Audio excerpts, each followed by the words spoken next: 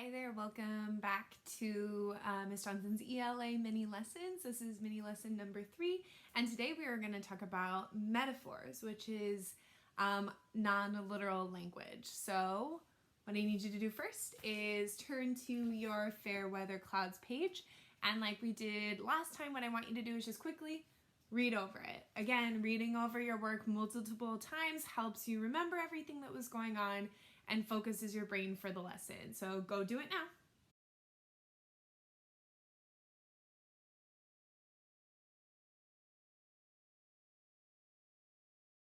All right, did you read the poem again? You better. I asked you to. Okay. So today what we are going to be talking about is an example of non-literal language.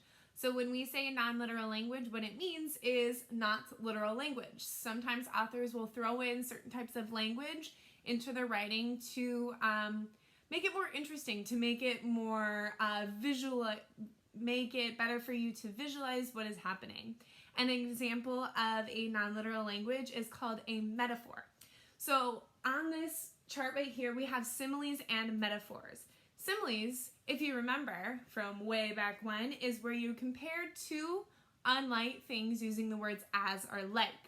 So for a simile, compare two unlike things using as or like. So for example, your smile is as bright as the sun. So you're comparing your smile to the sun, and you're using the words as. Another example of a simile is love is like a blooming flower. So you're comparing love to a blooming flower using the word like.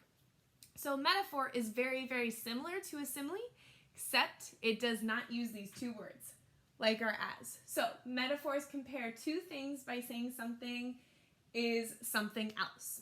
So in my cloud up here, it says the cloud is a fluffy pillow.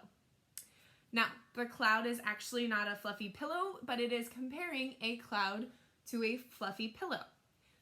So as you can see for metaphor, it's very similar to the simile where we're comparing two things, but we're not using the as and like. One more example on my poster says, these plains a sea of green.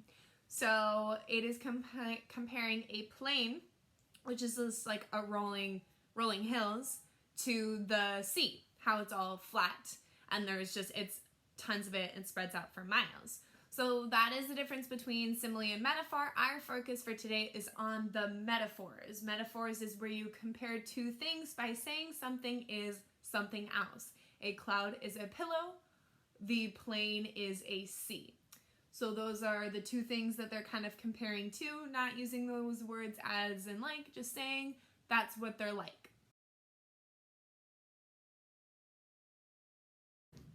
So the purpose of the metaphor is to compare two things to say something is something else, and it's a way to help readers visualize things that are happening in the story to make connections. So in your fair weather clouds, there are actually 4 metaphors that we can find. So what we're going to go back and do is we're going to reread this together, and we're going to go look for some metaphors, some non-literal language where they compare something to something else, say something is something else. Here we go. Here, after the thaw, these plains a sea green, encircle me. Okay, that's our first metaphor. These plains a sea green. Remember, plain is just flat grass. And they're comparing it to sea. The sea meaning the ocean that is just really big and really wide. Now I tilt my head back, splay my hands, pressing into the fresh waves of prairie.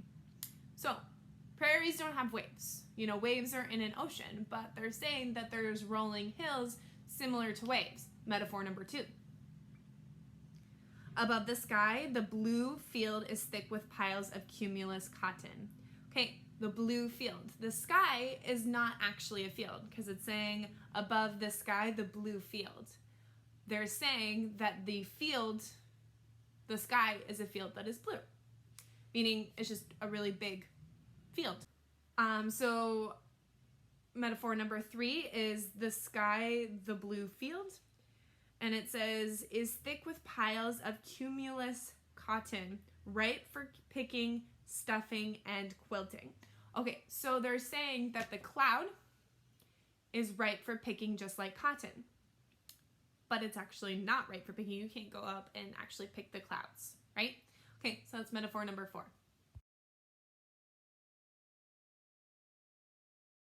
So what the metaphor is doing is painting pictures for the reader to kind of help the literature flow a little bit more in the poem and make it more interesting. Now what I want you to do is turn to your homeschool packet. Turn in your homeschool packet to this page, and we'll read the directions. It says, metaphors are examples of non-literal language that compare things. Metaphors do not use the words like or as the way similes do, but they still help your mind visualize and make connections between things. For example, the snow is a white blanket. Look for metaphors in fair weather clouds and complete the chart. So, the chart has actually given us the 4 metaphors. These plains, a sea green, waves of prairie, the blue field, and cumulus cotton ripe for picking. Now we have 2 things that we need to do. First thing we need to do is figure out what 2 things is the metaphor comparing.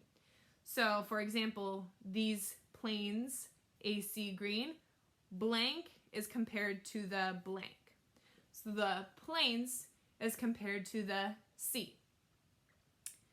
Go ahead and do that for the next 3 metaphors. So we are doing what 2 things does this metaphor compare?